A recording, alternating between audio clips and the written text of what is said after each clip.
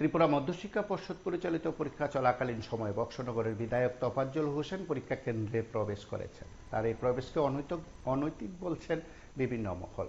বিভিন্ন ছাত্র সংগঠন ইতিমধ্যে সরব হয়েছে। ভারতের ছাত্র ফেডারেশন রাজ্য সম্পাদক সন্দীপন দেবও এই ইস্যুতে মুখ খুলেছেন, প্রতিবাদ করেছেন, ধিক্কার জানিয়েছেন। বিভিন্ন শিক্ষা প্রতিষ্ঠানে এভাবে তথাকথিত জনপ্রতিনিধি সমাজসেবীদের প্রবেশ এবং পরীক্ষা শুরুর পর পরীক্ষার্থীদের সামনে জ্ঞান বিতরণ করার বিষয়টিকে কার্যত বিভিন্ন মহল নিন্দার বাক্যে নিজেদের অবস্থান স্পষ্ট করেছেন। যদিও এই বিষয় নিয়ে শিক্ষা দপ্তর ত্রিপুরা মধ্যশিক্ষা পর্ষদের তরফে এতটুকু বক্তব্য নেই। আমরা শুনি এসএফআই রাজ্য সম্পাদক সন্দীপন দেব কি বলছেন। আমাদের রাজ্যে মাধ্যমিক উচ্চ মাধ্যমিকের মতো গুরুত্বপূর্ণ পরীক্ষা শুরু হয়েছে, কিন্তু আমরা লক্ষ্য করছি পরীক্ষাগুলি শুরু হওয়ার পর থেকেই একেবারে কাণ্ডজ্ঞানহীন শাসক দলের কিছু বিধায়ক, চুনুপুটি নেতা কর্মী এরা বিভিন্ন পরীক্ষা কেন্দ্রের বাইরে এবং ভিতরে ছাত্রছাত্রীদেরকে নানাভাবে বিড়ম্বনায় ফেলছে এবং তাদের যে প্রস্তুতি পরীক্ষা দিতে গিয়ে সে প্রস্তুতির বিঘ্ন ঘটাচ্ছে। এটা যখন প্রতিদিন নানা জায়গায় নানাভাবে হচ্ছে, তখন রাজ্যের আরক্ষা প্রশাসন, পুলিশ প্রশাসন কিংবা পরীক্ষা কেন্দ্রগুলির যারা দায়িত্বপ্রাপ্ত আধিকারিক তাদের তরফও কোনো পদক্ষেপ লক্ষ্য করা যাচ্ছে না। আমরা ভারতের ছাত্র ফেডারেশন ত্রিপুরা রাজ্য কমিটির তরফ থেকে এই ধরনের যারা প্রচার লিপ্সু তাদের ফলে ছাত্রছাত্রীদের পরীক্ষা দেওয়ার সময় তাদের মনোসংযোগে যেভাবে বিঘ্ন ঘটানো হচ্ছে তার তীব্র নিন্দা জানাচ্ছি এবং প্রশাসনের কাছে দাবি করছি এটা অবিলম্বে বন্ধ করা হোক। এবং তার আগে আপনারা দেখলেন গতকাল এনএসআই নেতা আমির হোসেন শিক্ষা দপ্তরে গেছেন, পদস্থ আধিকারিকদের উদ্দেশ্যে তারা স্মারকলিপি দিয়েছেন, জনৈক আধিকারিকের সঙ্গে কথা বলেছেন। বিভিন্ন সময় বিষয়গুলো নিয়ে বলা যেতে পারে এ নিয়ে আলোচনা হয়েছে। প্রতিবাদী কলম এ নিয়ে বিস্তৃত সংবাদ প্রকাশের পর বিভিন্ন মহল থেকে বিধায়কের এই ধরনের অবস্থান নিয়ে অনেকে নিন্দা করেছেন। তবে প্রশ্ন, শিক্ষা দপ্তর এবং অবশ্যই শাসক দল, সর্বোপরি ত্রিপুরা মধ্যশিক্ষা পর্ষদ তার বিরুদ্ধে কোনো ব্যবস্থা নেওয়ার কথা কি বলবে?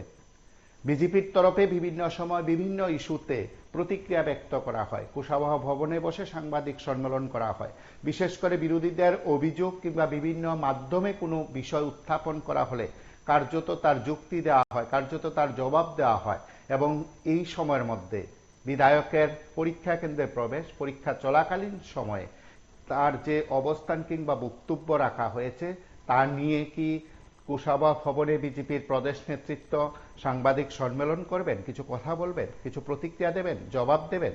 এই প্রশ্ন উঠতে শুরু করেছে রাজ্য শিক্ষা দপ্তরের আধিকারিকরা এবং অবশ্যই ত্রিপুরা মধ্যশিক্ষা পর্ষদের আধিকারিক যারাই আছেন, দায়িত্বে যারা আছেন, এবং সর্বোপরি সেই স্কুল কর্তৃপক্ষের বিরুদ্ধে কি কোনো ব্যবস্থা নেওয়ার জন্য কোনো নির্দেশ দেওয়া হবে?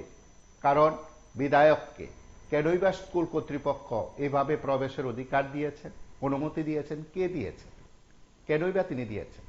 আবার অনেকে বলছেন এটা দুর্ভাগ্য ত্রিপুরার জন্য, এটা দুর্ভাগ্য রাজ্যবাসীর কাছে যে এমন জনপ্রতিনিধি রাজ্যে আছে, এমন জনপ্রতিনিধিরা জনগণের সামনে নিজেদেরকে জনপ্রতিনিধি বলে দাবি করে মঞ্চে বসেন, ভাষণ দেন।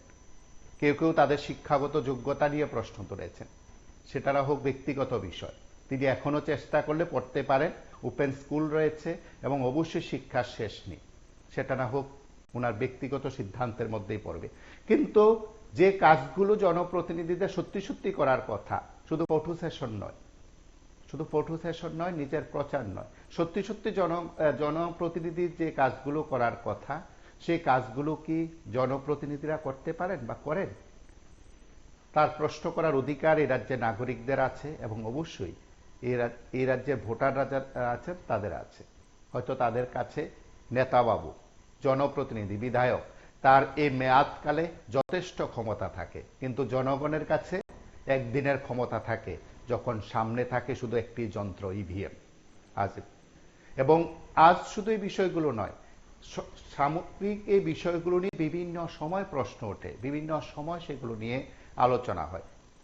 গেলবারও অনেক বিধায়করা আছেন, বিশেষ করে শাসক দল বিজেপির বিধায়করা পরীক্ষা কেন্দ্রে চলে যাচ্ছেন, যখন তখন পরীক্ষা কেন্দ্রে প্রবেশ করছেন, পরীক্ষার্থীরা উত্তরপত্র লিখছে, ঠিক সেই সময় কথাবার্তা বলছেন।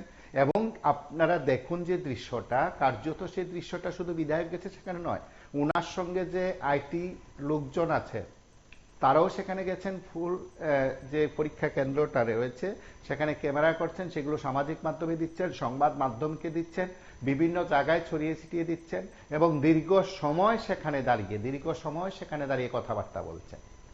গুড লাক ব্যাড লাক সেগুলো না হোক, উনি পরে শুধরে নিয়েছেন। কিন্তু এইভাবে তথাকথিত সমাজসেবীদের প্রবেশ, জনপ্রতিনিধিদের প্রবেশ কিন্তু প্রশ্ন উঠতে শুরু করেছে। এবং অবশ্যই এক্ষেত্রে রাজ্যের শিক্ষামন্ত্রী, রাজ্যের মুখ্যমন্ত্রী ডাক্তার মানিক সাহার কি বক্তব্য সেটাও কিন্তু রাজ্যবাসী জানতে চান। এবং তার দলের বিধায়ক এই সময়ের মধ্যে এমন কাণ্ড ঘটাতে পারে সেটা অবাক করার হলেও শাসক দলের বিবৃতি, কুশাবা ভবনের বিবৃতি, বক্তব্য কিন্তু যথেষ্ট গুরুত্বপূর্ণ। আবার কেউ বলেন আধিকারিকরা কোনো ব্যবস্থা নেবেন না, কারণ এই রাজ্য প্রশাসনে মেরুদণ্ড সোজা থাকা, শক্তপোক্ত থাকা আধিকারিকের অভাব দেখা দিয়েছে। তার জন্য 24 ঘন্টা পরও রাজ্য শিক্ষা দপ্তর, ত্রিপুরা মধ্যশিক্ষা পর্ষদ কোনো বক্তব্য রাখছেন না। রাজ্য প্রশাসনের তরফে এতটুকু বিবৃতি নেই। হয়তো একজন বিরোধী দলের কেউ যদি সেখানে যেতেন, এতক্ষণে গোটা রাজ্যে সামাজিক মাধ্যমে শাসক দল অবশ্যই প্রশাসনের তৎপরতাতে দেখা যেত, সেটা আপনিও স্বীকার করবেন এবং প্রত্যেকেই স্বীকার করবেন। সুস্থ মস্তিষ্কের সচেতন নাগরিক, আমি আবার বলছি সুস্থ মস্তিষ্কের সচেতন নাগরিক যারা এই রাজ্যটাকে ভালোবাসেন, রাজ্যের শিক্ষা ব্যবস্থার উন্নতি চান, তারা এক বাক্যে দাঁড়িয়ে কিংবা বসে সামাজিক মাধ্যমে এই ধরনের ঘটনার তীব্র নিন্দা জানানো দরকার। কারণ আপনার বিবেকবোধের জাগরণ খুব প্রয়োজন হয়ে পড়েছে। কারণ অপদার্থদের ভিড় বেড়ে গেছে, এটা আপনি স্বীকার করে নেবেন। আপনারা দেখতে থাকুন PB24।